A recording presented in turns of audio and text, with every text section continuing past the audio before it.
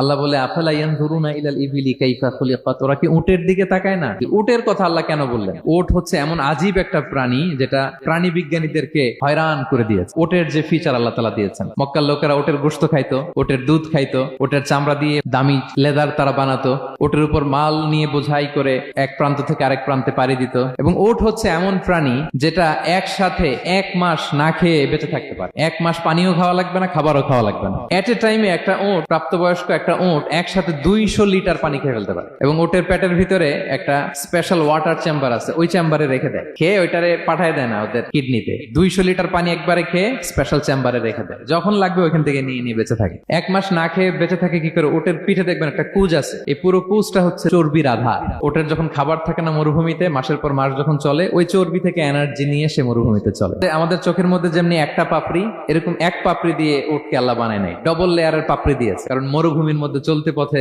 লু হাওয়া থাকবে, মরুভূমির সাইমুম, বালুর ঝড়, এই ঝড় মোকাবেলার জন্য, লু হাওয়া মোকাবেলার জন্য ডবল লেয়ারের চোখের পর্দা। একটা পর্দা ফেলে রাখে, আর একটা খুলে সে হাঁটতে থাকে, তার কিছুই হয় না। সুবহানাল্লাহ। এবং মরুভূমির মধ্যে যে ক্যাকটাস আছে, গুলমলতা, বড় বড় কাঁটা জাতীয় গাছ, যেই কাঁটা পৃথিবীর কোনো প্রাণী খেতে পারবে না, কিন্তু একটা উট অনায়াসে খেয়ে ফেলতে পারে।